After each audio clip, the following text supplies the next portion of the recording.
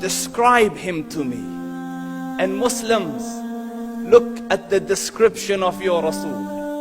And for some, this would be the first time you hear what your Prophet looked like. I saw a man of striking appearance. ظاهر الوضاء أبلج الوجه, radiant face, حسن الخلق, beautifully created.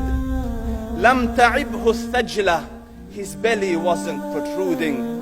ولم تزر به السعلة, nor was his head disproportionate and small.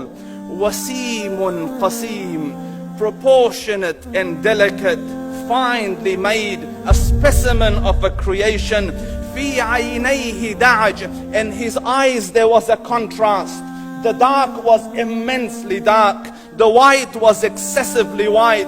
وفي أشفاره وطف, and his eyelashes were long. وفي صوته صهل, and in his voice was a natural echo. وفي عنقه سطع, and his neck was elegantly long. وفي لحيته كثاثة, his beard was full and thick. أزج أقرن, his eyebrows were arched, but they were not joint, it was separated. In summit فعليه الوقار, when he was silent, dignity covered him. وإن تكلم سماه وعلاه البهاء, and when he spoke it was audible and clear, almost commanding and overtaking. أجمل الناس وأبهاهم من بعيد, from afar the most striking and outstanding in appearance. وأحسنهم وأجملهم من قريب, and when he came near, the best of them and the most handsome of them in closeness. حلو المنطق, such an exalted and sweet level of logic. Like when he used to speak, it was so coherently logical, it was smooth and easy to understand. فصل لا نزر ولا هذر, he was to the point, not excessive nor too short. كأن منطقه خرزات نظم يتحدرن, his logic, his utterances, his words were like jewels coming out of a necklace, calculated, polished, one after the other, it would flow magically. ربعة, he was medium in height.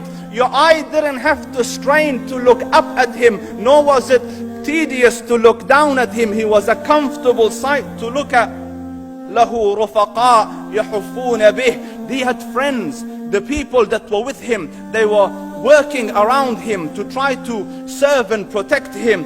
إن قال سمعوا لقوله, when he used to say something, they used to hearken to what he used to say. وإن أمر تبادروا إلى أمره, when he commanded, they used to compete to fulfill the command.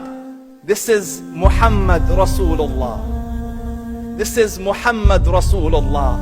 Anas ibn Malik says, he says, I came out one night, it was the full moon night.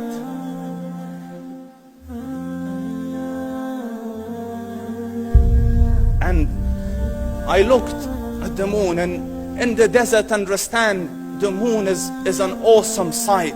It is smooth, it is radiant, it is clear, it is gentle compared to the scorching sun at which they are used to.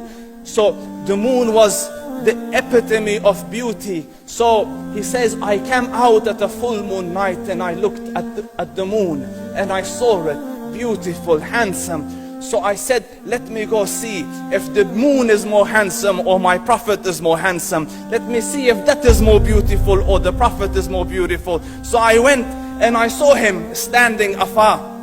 So I looked at his face and I looked at the moon, and I looked at his face, and I looked at the moon, and I looked at his face, and I looked at the moon, and he said, Wallahi, he was more handsome than the moon in its entirety. That is just the look of your Rasul. Aisha radiyallahu anha says, I was sewing with the needle, my needle dropped in the dark, I couldn't find it. I said, Ya Rasul, I can't find it. he moved his face close, and I swear, out of the radiance of his face, I found my needle. And the Prophet sallallahu alaihi wasallam was mind-bogglingly handsome, but his handsomeness was covered with waqar and jalal and hayba. The Sahaba say, when we used to sit at his feet, two feelings conflicting would come on the heart. The first one, you wanted to look at him. You wanted to behold the majesty of his face. And when you wanted to look up, shyness used to overtake you, so you used to look down. Amr ibn al-As says, I sat with him many times, but if you ask me to describe his face, I can't describe it. I wouldn't be able to look up to him ijlalan wa ta'zeeman. I couldn't look up at him. And that is why he didn't have the problems that Yusuf alayhi salam had. Because it was difficult to penetrate the awe and the splendor of the Rasul.